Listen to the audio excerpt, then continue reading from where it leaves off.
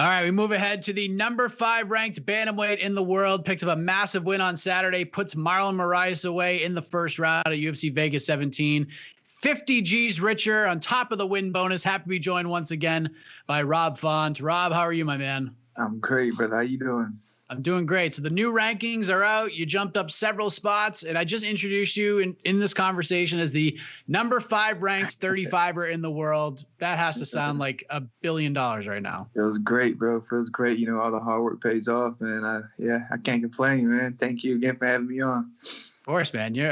I'm surprised I got you. I mean, you're making the rounds. You're on TMZ, and you're all over the place. Look at you getting all that shine. Did you expect all of this? Oh, I guess not. You know, I guess it comes with, you know, the W's, but, you know, I was just so focused on the W, didn't really think about this, but, you know, TMZ is cool, but, you know, it wasn't like this show right here, you know.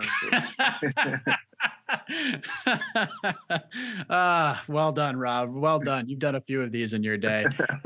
But man, that was some performance. I mean, after a year away, this opportunity in front of you and, you know, making that walk to the octagon. Like, how would you describe it? Because, and I'm not a fighter, so I can never understand what is going through your mind. But I would think that if I was out for a year and this opportunity was in front of me, I would have like a year's worth of like pent up aggression to let out. Was it like that for you, or was it like the total opposite? Yeah, no, you know, it was more of a just kind of like just, you know, like finally here, you know, like that. It just felt like finally, and it was just been waiting too long for this. You know, I know I'm ready for this. I've just been waiting and been sitting there, just, you know, just watching. But, you know, just, yeah, like all I can say, it felt like finally as I was walking. And once I got in, it just felt right. You know, it was like, here we go. This is what we've been, you know, we've been daydreaming about. This is what we've been envisioning. This is what we've been wanting for so long, and just take advantage of it and go out there and have fun. Your whole team, Tyson and Calvin, the cartel, you put together this playbook, this sort of next man up mentality. You know, every fight is the same as the last fight. Now that it's over, did it feel different at all? Like, was there a little more to this than maybe met the eye? Like, when we spoke, you were pretty calm, cool, and collected about it, but did it actually feel a little different considering the stakes and the fact that you were out for a year again? I mean, you know, this was my first time being out for a year. You know, I've done this before. Obviously, it was the first time, you know, with an injury, like a serious injury, like my knee. But 2 set sparring sessions in, I was like, I'm good. I wasn't even thinking about it. It was to me, like, again, like I said before, I got a brand new knee, so I was not worried about it. It was like, I got a better knee than before, so like, let's get back to work. Again, we started off just straight boxing sparring for a couple of rounds, and then after that, we brought it to the MMA, and then got some kicks off, got a couple of sprawls, and from there, never thought about it again. So the injury wasn't the issue. You know, the year, being off a year wasn't the issue for me as well. It just, again, the only issue was just, you know, I had Marlon Moraes in front of me. You know, so that's a tough guy. That's a veteran. That's an ex-champ. You know, that's a dangerous dude. He puts guys away just with one kick. So, you know what I'm saying, just kind of like having all that in front of me, that was obviously the obstacle. And, you know, I think we passed with flying colors because, you know, obviously I slept up, let him take me down first. But, you know, it took my time getting up. At the moment I got up, I knew exactly what to do with him. It played out exactly the way we thought it would.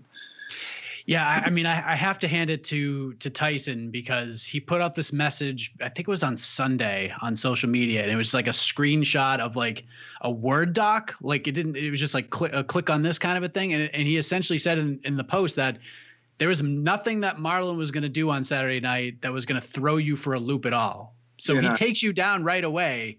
Did that surprise you that he went right in for a takedown? Honestly, no. Like, he asked Tyson, he's joking around, not joking around, but kind of like, you know what's funny? He was like, he's probably going to try to take you down.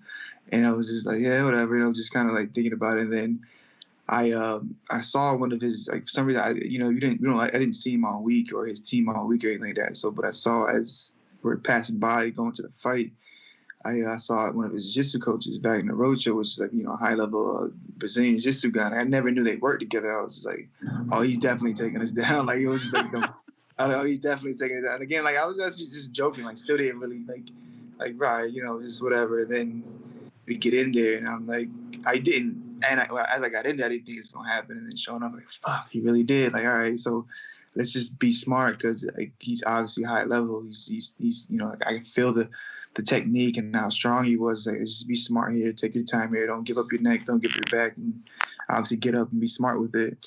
So that's exactly what we did, and you know, eventually once I got the 2-on-1, I got up. It was, again, it's just like everything I touched him with, it just rattled him, like, and it was accurate, and it was long, and it was just like everything it was like I couldn't miss. It was just like just there, and you know, I just like those moments when you get those moments, you know what I'm saying, you just take full advantage of it and you just keep pushing. And like I said, I just felt like I couldn't miss with him. I don't know how you felt in there, but watching it on television, I actually texted Tyson this after the win. I was like, as soon as Rob got back up, I felt like you took a piece of Marlon with you. Like, I felt like his confidence just was in the tube. Like, but you, of course, you can't get too overconfident when you're fighting a dangerous guy like Marlon, because like you said, like one punch, one kick can put you away. But did you kind of feel the same way? Or like, if I just mind my P's and Q's, like I feel like I took a piece of him there.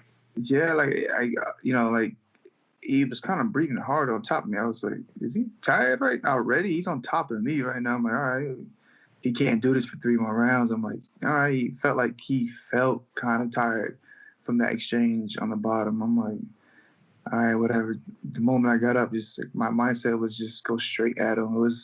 Wasn't thinking about angles, footwork. It was just go straight at him and just start hitting him, because he won't be able to do this for too long if I push a pace on him. And like I didn't have to, you know, and it worked out. Everything I touched him with was flood. And again, like I put the combination together. It wasn't like just big shots. Like it was fluid combination. So, you know, and it was definitely I felt, because I felt I could have kept doing that all night. You know, there's no way you can keep eating these shots. So just one of them gonna land. Just be patient with it and don't get kicked in the head, basically. You know, you know, and then showing up. But even like just.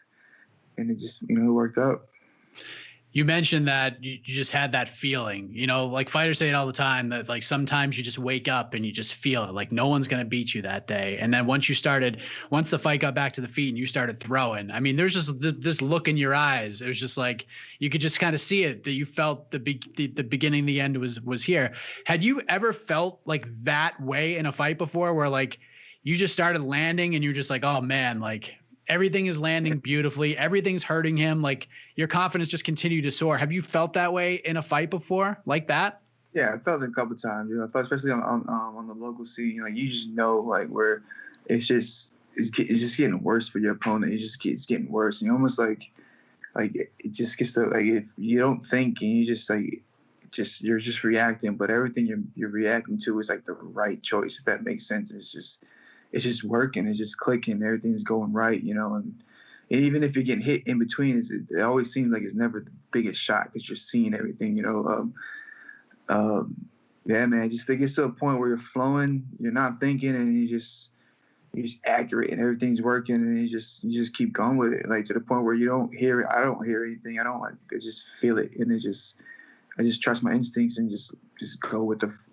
You know, just go with the flow, I guess you could say, like, you just let it all happen. But, you know, the moment I start thinking and trying things, it usually doesn't work. But once you get to that state, like, I couldn't, like, have drawn out, like, that ground and pound. It was just go, you know, and, like, you know, it was just, like, the elbow, like, it wasn't a point where I was going, all right, just stop right here, grab his hand, just throw elbow. I just let it happen, and gets to that flow state where, like, literally you hear nothing. It sounded like there was fans in it, if that made sense. Like, it's just so, like, so much intensity. There's so much like energy going into that moment. It's almost like it's like a pitch black moment where you just black out and just go. But it's fun. It's fun. Is it kind of like is it kind of like baseball, where like the ball just seems bigger, and then like basketball where the rim seems bigger? It just, is that like a big comparison? I would have to imagine where a basketball player just couldn't miss, or again, like the ball is so big, it feels like it's too easy to hit it. You know, I would imagine the same thing, you know, like where even when I'm messing up, it's landing, if that makes sense. Like where you're like, oh, I wasn't even good technique and it's still there. It's like, all right, cool, go with it. And it's usually like something basic, but it's just super, like, I don't know, man. It's tough to explain, but man, I can't complain. We got him out of there.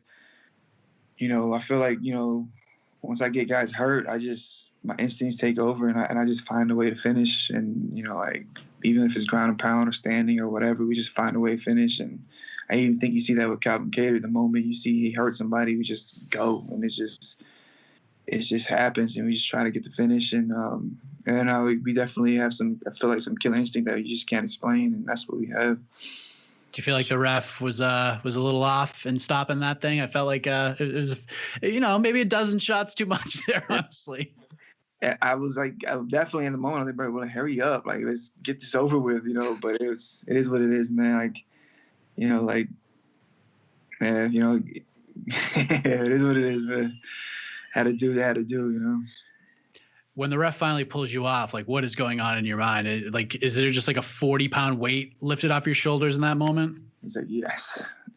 It's like a yes feeling, and like I told you so type of like I knew it, and then just enjoy the moment, But it's the big relief, right? Where it's just like, oh, I can just keep smiling, man. I just can't stop smiling after those moments. You just enjoy it, man, because it's the best feeling to the point where you just want to kind of just jump around and just giggle and laugh, yeah, it's a great moment. And then heading back to your post-fight interview with DC, it was almost like you were holding this emotion back, and then in that moment, like you just couldn't hold it in anymore. Can you describe what was going on in your mind at that moment?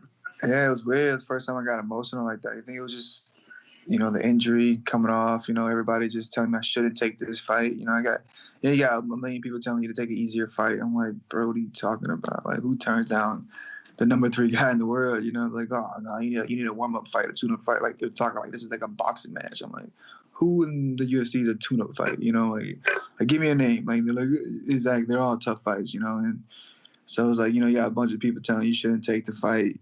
Obviously coming off an injury. Some people say you shouldn't even be fighting. Like you should be waiting a little longer. I'm like, all right, whatever. Like I heard that, it was like a no-brainer for us, and just went. It was like now those, like you saw the result, and I'm like, bro, like, but so you think about it for a second, and then whatever, you shut those guys out and you get to work. But yeah, man, like, man, it was just a lot going into it, and then you feeling it, and then like obviously like getting the finish, winning a fight's cool, but getting the finish and like really putting on, a show for everybody, it's like it's a whole nother ball game. And like it's one of those like you got to take, you basically got to be taking risks the whole time to really put away guys in the UFC because everybody's so good, and it's it is what it is. And finishing in the UFC is hard, but like doing it the way you drove it up in your mind, it's even better. And you just can't. It's just like it was like a weird feeling. And just started crying like a little baby. Felt great though. It was, obviously it's a great moment in your career because for a long time, people had always said, watch out for Rob Font. Like he's so close. But when it came to like getting over that hump and getting a win over a top guy, you'd come up short a few times. Yeah. And then again, like this is my 3rd opportunity with with that same scenario, winning 2, get a big name, hit big opportunity, did it twice. And I'm like, all right, it's my 3rd time. I definitely can't do it. And I'm coming off an injury, you know what I'm saying? And it's, all this, all that. And it's just like, nah, just put your head down and go forward, man. We're going to win this fight. And we did. Is that something you thought about a lot?